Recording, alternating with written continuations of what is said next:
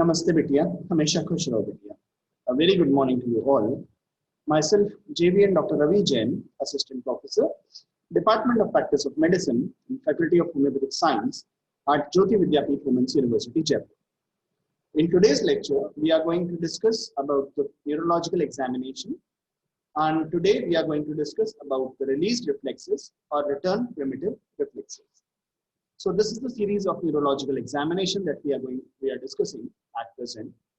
And today we are going to start with the release reflexes or the return primitive reflexes.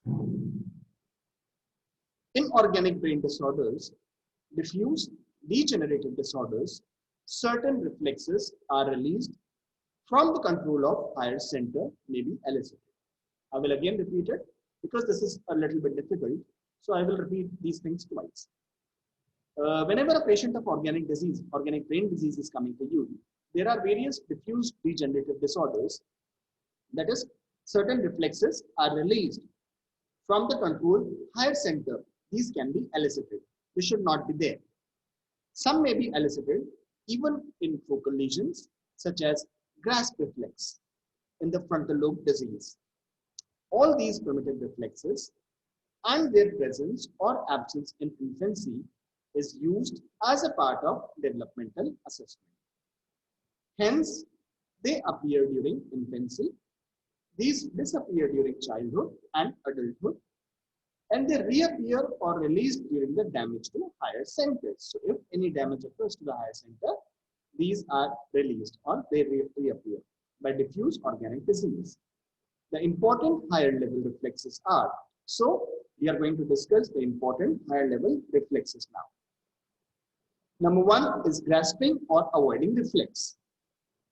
To grasp is elicited by stroking the palmar surface of the patient's hands on its lateral aspect by firmly moving stimulus, that is, a pencil or examiner fingers, distally between the patient thumbs and forefinger.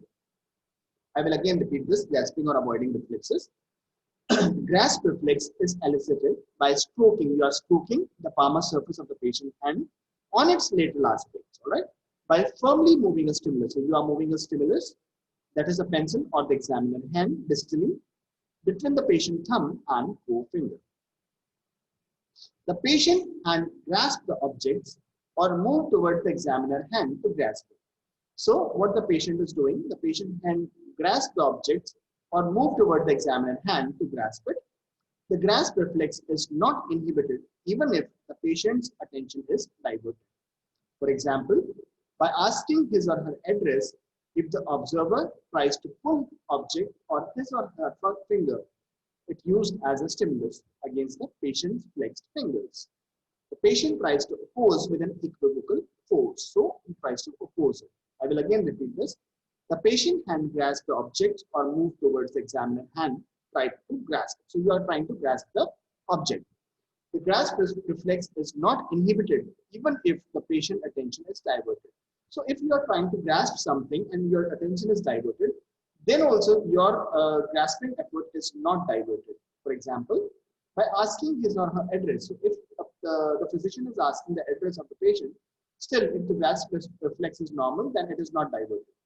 If the observer tries to pull the object or his or her finger used as a stimulus against the patient's flexed fingers, the patient tries to oppose with an equivocal force. This is a grasp reflex. So if you want to move away something, then the patient does not allow you to do that. The second is the palmoplantar reflex. So the first one was the grasp reflex. The second one is the palmomental reflex. What you are doing in this is you are stroking the skin of the palm near the thenar eminence, and there is a contraction of ipsilateral mentalis, that is a subcutaneous muscle causing the puckering of the chin. So there is puckering of the chin. So you are stroking the skin of the palm near the thenar eminences, and there is a contraction of the ipsilateral mentalis, a subcutaneous muscle causing the puckering of the chin. So this is the palmomental reflex. As the name suggests, palm and mental. The third one is the snout and sucking reflexes. So what you are doing, snout and sucking reflexes. You are applying gentle pressure by your knuckles. These are the knuckles, all right, against the patient's lips. there is puckering of orbicularis oris. The muscle around the mouth is orbicularis oris, forming a snout. This way. Similarly, the reflex can be elicited by tapping the finger placed on the lips with a tendon hammer. Just putting the hammer with a finger or the other hand. There is a contraction of the facial musculature. So what you are doing is you are applying the gentle pressure by your knuckles against the facial lips. These are puckering of the orbicularis oris muscles, that is forming a snout. Similarly, the reflex can be elicited by tapping the finger placed on the lips with a tendon hammer or with a finger of the other hand. So this is contraction of the facial musculature. So this is snout and sucking reflex. Next is the glabellar tap. This is the glabellar region. जहाँ पे बिंदी लगाते हैं ना, that is the glabellar region. A series of finger tap at the glabella normally produces 2 or 3 blinks. If you are tapping here, there is 2 or 3 blinks, and then response is inhibited. But in Parkinsonism or diffuse degenerative disorders, the response is not inhibited. So in a normal patient, if you are tapping here in the glabellar region, then after 2 or 3 things, the reflex blinking is over. But in case of Parkinsonism, the reflex blinking is not over and it is continued. That is, each glabellar tap is followed by a blinking of the eyes. So I will again repeat all these things, all the 4 reflexes, because these are important. Just the name I'm going to give you. One is the grasping or the avoiding reflex. You are trying to grasp something and you are trying to avoid something. The second one is the palmo-mental reflex, the palm and the mental muscle, mentalis. Third is the snout or the sucking reflex, orbicularis oris. Fourth is the glabellar tap.